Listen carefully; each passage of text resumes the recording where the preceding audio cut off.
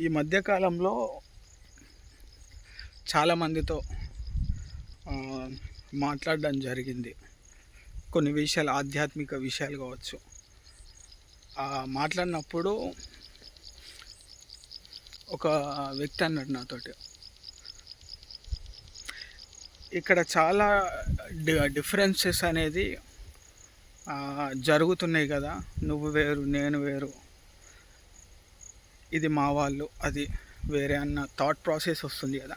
దానివల్లనే మనిషికి అనేక ఆలోచనలు పడుతున్నాయి కదా. దాన్ని మనం ఏ కోణంలో చూస్తే మనకు అర్థమవుతుంది అని ఒకానొక ఆలోచన వచ్చినప్పుడు ఆ విషయాలు, ప్రశ్న చాలా సింపులే, కానీ ఆ ప్రశ్నకు సమాధానం ఏదైతే ఉంటుందో దాన్ని మనము అర్థం చేసుకుంటే జీవిత ప్రయాణంలో, జీవితకాలంలో ఎక్కడొక చోట మార్పు అనేది వస్తుంది. సో నా పాయింట్ ఆఫ్ వ్యూలో ఇక్కడ నువ్వు వేరు నేను వేరు అనేది కాదు, ఇక్కడ అందరం కూడా ఒక్కటే. ఇక్కడ వేరు అనేది ఏమీ లేదు. ఇప్పుడు ఫర్ ఎగ్జాంపుల్, ఇప్పుడు నువ్వున్నావు, నేనున్నా. నువ్వు నేను వేరు కాదు అనే మాట నేను చెప్తున్నా.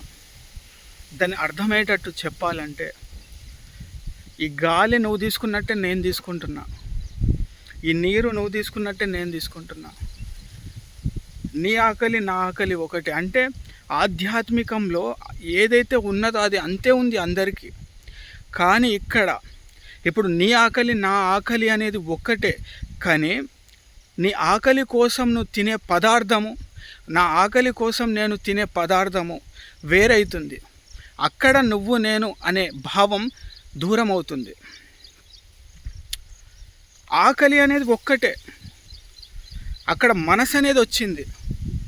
మనసు అనేది ఎంటర్ అయ్యి నేను అది తీసుకోవాలి, అది తినాలి అని మనసు అనేది మన శరీరంలో మన ఆలోచనని మార్చేసరికి నీ మనసు అనేది వచ్చి నీ నోటి రుచి కోసం నీ ఆహారపు ఆ రూట్ని మార్చి నువ్వు వేరు నేను వేరు అనే ఒక తేడాన్ని తీసుకొని వస్తుంది. ఇక్కడ నువ్వు నేను మధ్యలో మనసు అనే భావం రకరకాల ఆలోచనని పుట్టిస్తుంది.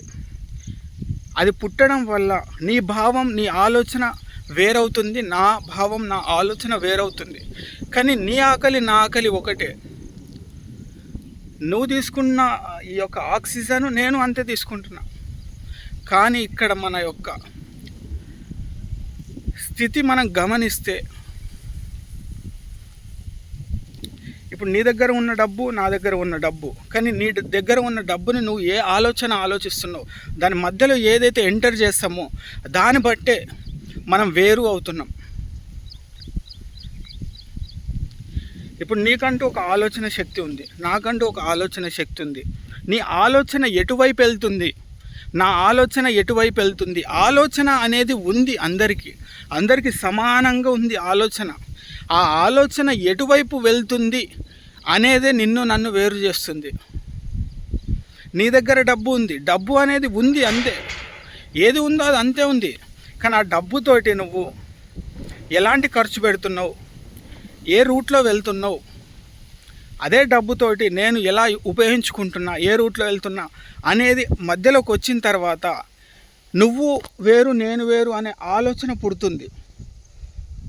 సో నేను ఏమంటున్నా అంటే, ఇక్కడ ఆధ్యాత్మిక అన్వేషణలో అందరం సమానమే. ఇక్కడ మధ్యలో మన మనసు అనేది ఎంటర్ అవ్వడం, మన ఆలోచన అనేది పుట్టడం, ఈ మాయలో మన ఆలోచనని డైవర్ట్ చేసుకోవడం వల్ల ఇక్కడ అందరం వేరువేరుగా అవుతున్నాం.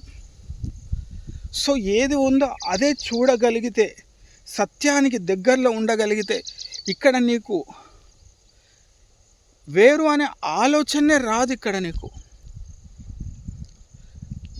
సో ఇది చెప్పిన వెంటనే అర్థమయ్యే విషయం అయితే కాదు. ఎందుకంటే ఆధ్యాత్మిక అన్వేషణ అనేది విన్న వెంటనే, లేకపోతే ఏదో కొన్ని ఆధ్యాత్మిక పుస్తకాలు చదివిన వెంటనే మార్పు వస్తుందనే విషయాన్ని మనం అంత తేలిక అనుకోలేం. ఎందుకంటే విన్నది, చదివింది, తెలుసుకుంది ఆచరించాలి. ఆచరణలో పెట్టేంత వరకు ఈ విషయాలు ఎవరికి కూడా అర్థం కాదు. సో జ్ఞానం అనేది ఉంది, డబ్బు అనేది ఉంది, బంధం అనేది ఉంది, నీరు ఉంది, నిప్పు ఉంది, గాలి ఉంది. అన్నీ అనాదిగా నుంచి అవి ఎలా ఉండాలో అంతే ఉన్నాయి. మనిషి అనే ఒక ఆలోచన కావచ్చు, మనసు అనే ఒక మాయ కావచ్చు, ఈ మనుషులందరినీ వేరు చేసేస్తుంది. నీ యొక్క శరీరంలో నీ మనసు అనేది మాయ వైపు వెళ్ళకుండా, నీ మనసు అనేది ఆధ్యాత్మిక అన్వేషణలో ఉండగలిగితే ఎవరిని కూడా వేరు వేరు చెయ్యదు. ఈ మనసు అనేది ఎలాంటిదంటే, నీకు ఈ ప్రపంచంలోనే అతిపెద్ద శత్రువు ఉందంటే అది నీ మనసే. ఎందుకంటే నీ మనసు ఈరోజు ఒకటి కోరుకుంటుంది, రేపు ఇంకోటి కోరుకుంటుంది. నీ మనసు నీ శరీరాన్ని నిలకడగా ఎప్పుడు కూడా ఉంచదు. సో ఆ మనసే నీ జీవితాన్ని నలిపేస్తుంది, హింసించేస్తుంది, పాడు చేసేస్తుంది. ఎందుకంటే నీ యొక్క జీవితం గురించి తెలుసుకోవాలంటే రమణ మహర్షి పుస్తకాల్లో ఒకానొక ఆధ్యాత్మిక సత్యం దాగి ఉంది. ఆ సత్యం ఏంటంటే, జీవితం గురించి తెలుసుకోవాలంటే ముందు నీ మనసు గురించి తెలుసుకో. నీ మనసు ఏ వైపు వెళ్తుందో తెలుసుకో. ఎందుకంటే ఈ ప్రపంచంలో నీకు సమస్యలు, నీకు ఇబ్బందులు రావడానికి ముఖ్యమైన పాత్రని పోషిస్తుంది నీ మనసు. ఆ తర్వాత నీ ఆలోచన ముందుగానే గమనించినట్లయితే నువ్వు వెళ్ళాల్సిన మార్గాన్ని నువ్వు అనుకున్నట్టుగా అడుగులు వేసే అవకాశం ఖచ్చితంగా వస్తుంది. సో నేనేమంటున్నా అంటే, ఇక్కడ ఈ మాయని ఎవరైతే జయిస్తారో, మాయని ఎవరైతే అర్థం చేసుకుంటారో, వాళ్ళు ఎల్లప్పుడూ ఏది ఉన్నా లేకున్నా, ఎవరు వెంట వచ్చినా రాకున్నా వాళ్ళ జీవితం ప్రశాంతంగా ఉండే అవకాశాలు 100కి 100% ఉంది. ఎందుకంటే ఇక్కడ చాలామంది ఈ మాయ నుంచి బయటికి రాలేని స్థితిలోనే తమ జీవితాన్ని పూర్తి స్థాయిలో జీవించేస్తున్నారు. అందుకే తన జీవితం ఏంటో, తన జీవిత ప్రయాణం ఏంటో తెలియకుండా పోతుంది చాలామంది జీవితంలో. ఎవరినో ప్రశ్నించకుండా మనల్ని మనం ప్రశ్నించుకుంటే, ఎవరి జీవితమో తొంగి చూడకుండా మన జీవితం ఏంటో మనలో మనం తొంగి చూసుకుంటే, ఈ ప్రకృతి, ఈ ప్రాపంచికం, ఆధ్యాత్మికం, భౌతికం, ఈ సత్యం అనేది ఒకటే ఉంది, దైవం అనేది ఒకటే ఉంది, ధర్మం అనేది ఒకటే ఉంది, ఆధ్యాత్మికం అనే అన్వేషణ కూడా ఉంది. కానీ ఈ యొక్క స్థితిని మనం ఏనాడు కూడా మనం వెతకకుండా మాయలో మన శరీరాన్ని పెట్టేస్తూ, మన ఆలోచనని క్రూరంగా తయారు చేసుకుంటూ, నువ్వు వేరు, నేను వేరు, నాది నీది అనే ఒక ఆలోచనకి మనిషి వచ్చేసి తనలో ఉన్న అజ్ఞానాన్ని ఇతరులకు పంచుతూ జీవితాన్ని ఎంత విలువైన జీవితాన్ని జీవించకుండా జీవించే వాళ్ళు ఎంతోమంది మనకు కనిపిస్తూనే ఉన్నారు. సో ఇలా తెలుసుకోవాలి. తెలుసుకుంటే తెలిసేది కొంత కావచ్చు, కానీ సొంతంగా ఆచరించాలి. ఎవరో చెప్పింది వినాల్సిన అవసరం లేదు. జస్ట్ విను, ఆచరించి చూడు, మార్పు అప్పుడు వస్తుంది. ఇప్పుడు నీ జీవితం అనేది నువ్వే తిరిగేసుకు చూసుకొని, నువ్వే నీ జీవితం ఏంటనేది నువ్వే అన్వేషించుకుంటే, నీకు తెలియకుండానే నువ్వు తెలుసుకుంది, నేర్చుకుంది నీ జీవితంలో అప్లై చేయడానికి మొదలుపెట్టిన రోజే నీలో మార్పు అనేది వస్తుంది. అప్పుడే నువ్వు నీ ఆలోచన, నీ మనసు సత్యం వైపు పరుగులు తీస్తూ ఉంటుంది. సో ఇక్కడ ఆధ్యాత్మిక కోణంలో ఎన్నో పుస్తకాలు చదివినప్పుడు తెలిసిన విషయం ఏంటంటే, ఈ నేను అనే ఒక ఆలోచన లేకపోతే ఈ ప్రపంచంలో నీ అంత కోటీశ్వరుడు, నీ అంత ధనవంతుడు ఈ ప్రపంచంలోనే ఎవరు లేరు. నేను అనేది నీకు రావడం వల్ల నాది అనే అహం పెరుగుతుంది, నాది అనే తేడా వస్తుంది. అవసరం లేని విషయాలకు కూడా పోలికలు పుట్టేస్తున్నాయి. సో కాన్సెప్ట్ బాగా అర్థం చేసుకో. ఇక్కడ అందరూ ఒక్కటే, పుట్టినవాడు చావక తప్పదు, మరణించినవాడు మళ్ళీ పుట్టక తప్పదు.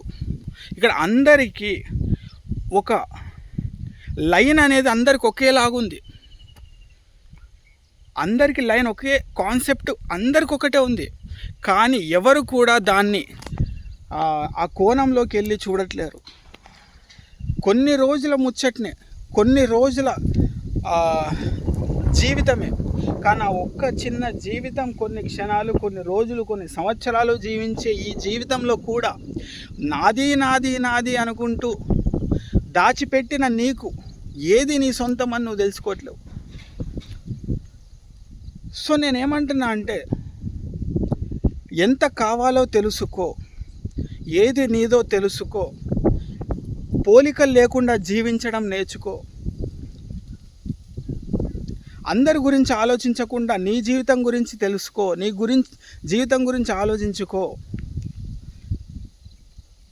పక్కోడి తప్పులు వెతికే సమయాన్ని, నీలో ఉన్న లోపాలని సరిచేసుకో. జీవితం కదా, పోతే రాని క్షణాలు కదా, ఇంకా ఎందుకు సమయాన్ని వృధా చేసుకుంటూ జీవితాన్ని అర్థం కాని ప్రయాణంలో జీవిస్తూ ప్రశాంతతని కోల్పోతున్నావు. సత్యాన్ని తెలుసుకునే ప్రయత్నంలో అన్వేషణ మొదలైతే ఈ ప్రకృతి కావచ్చు, అద్భుతమైన సత్యం కావచ్చు, నీ జీవిత మూలం కావచ్చు, జీవిత ప్రయాణం కావచ్చు, చాలా అద్భుతంగా వెళ్తుంది.